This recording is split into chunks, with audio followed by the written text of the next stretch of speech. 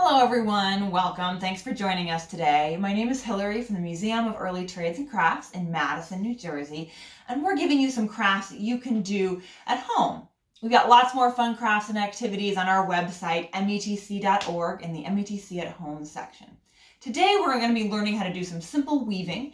You're going to make something that'll end up looking a little bit like this, something you can use as a bracelet or a zipper pull or pet collar, anything like that. So the supplies you're going to need for this, first of all, you'll need some cardboard. If you have a nice stiff piece like this, that works best. But you can also make this work with something thinner from like a cereal box also, if that's what you have. You'll also need a pencil, a pair of scissors. You may want a ruler, and you're going to need some yarn. If you don't have yarn, you can make this work with string or thread or a ribbon, something like that instead. And if you have a bunch of different colors, that'll help you out. But you can make it work with only a couple different colors too. You can see this one here only has 2 colors and it looks just fine. And even just one color will work no problem. So whatever you have is fine. The last thing you may want is from our website, there's a weaving disc template. And that will give you a nice guide for making the circle you're going to use to weave. But it's okay if you don't have that either. So for these first few steps, you're probably going to want to have an adult help you out since there is some cutting of cardboard and things. And we are going to start by making our circle out of cardboard. If you've printed out our template, take whatever cardboard you're using and just trace it on there and then cut it out. If you don't have the template, just make yourself a circle that's about 4.5 inches across or in diameter. If you have any sort of jar or tin that you can use to trace, you can do that. And it doesn't have to be exactly that size, and it certainly also doesn't have to be perfect. This is just your tool for weaving, not your finished product. So once you've cut out your circle, then you're going to need to make these little cuts along the edge. So if you have your template, go ahead and just sort of place it against the cardboard and go around and cut each one. Just important not to let the paper move as you go. If you don't have the template, just make 8 cuts around the edge of your circle. And again, these do not have to be perfect. You just don't want them to go all the way to the center though. You want to make sure they only go a little ways in, not all the way to the center. And you see how I'm just cutting right over the paper. That's what the template's for, is to just give you a guide that can help you out there. When I get all the way around, when I've done all 8 of them, then I can stop. Next, I need to make, oh, I missed one there. Next, I need to make the hole in the center of my circle. You can again use the template as a guide or just somewhere roughly near the circle. You're probably going to want to have an adult help you with this, to take a pair of scissors and just poke a hole with the sharp part of the scissors. Just a little hole is fine. Because then you can take your pencil and widen it up a little. Not too wide. I wouldn't go all the way with the pencil, just enough in so you have a little bit of a hole in the center of your disc, kind of like that. All right, so now we've got our 8 cuts around here, and we also have our hole in the center. We're ready to get our yarn ready.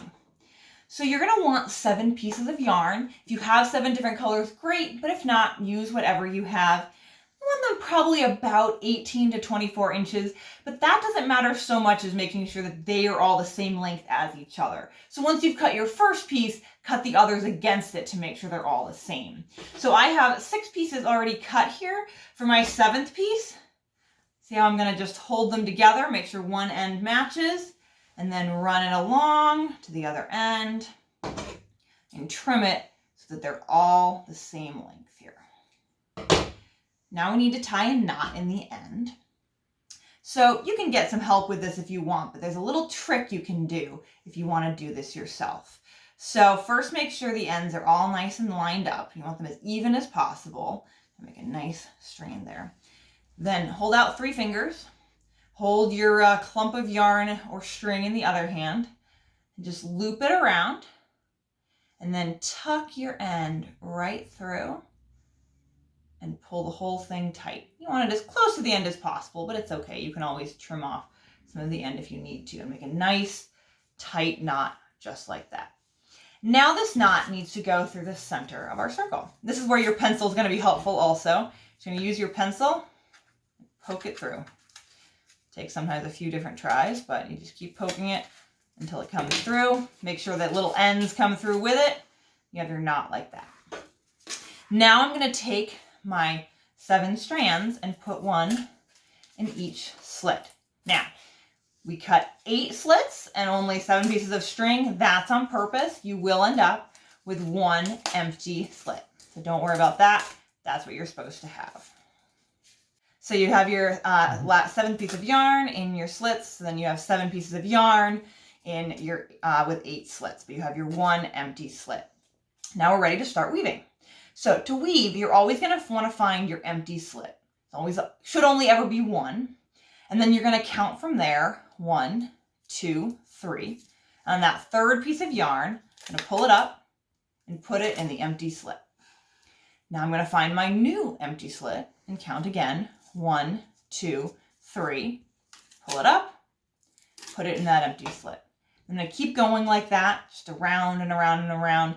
Important that you go the same direction. If you change direction, you'll just undo your weaving. So you may want to just take a pencil and draw an arrow the direction you're going to keep reminding yourself of that.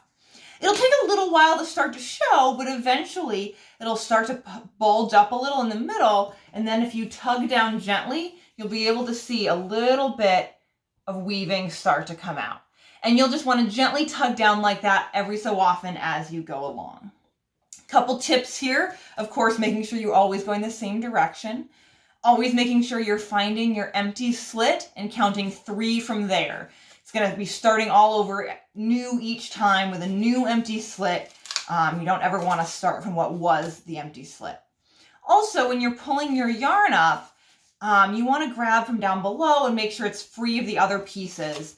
If you start to pull from right here, you might fray your yarn. They also might get tangled down here. Sometimes it's easy to then get confused and end up putting something in the wrong place. So best if you always make sure that your yarn's totally free from the other ones. Pull it up like this. See how it's totally free, and put it in my empty slit there. And we'll keep going like that. When you finish, you can just take all the end of the strands off and tie a knot on the other end, and you've got your strand ready for whatever you want. And even better, your disc is ready to be used again. Just get 7 more pieces of thread and you can use it that way. And if you forget any of the instructions, don't worry. We have on our website a sheet that gives you those to remind you how this works. So you can use those as a refresher so you don't have to watch this all over again.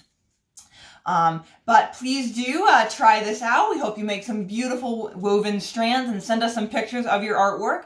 Thank you for joining us today, and we hope to see you next time.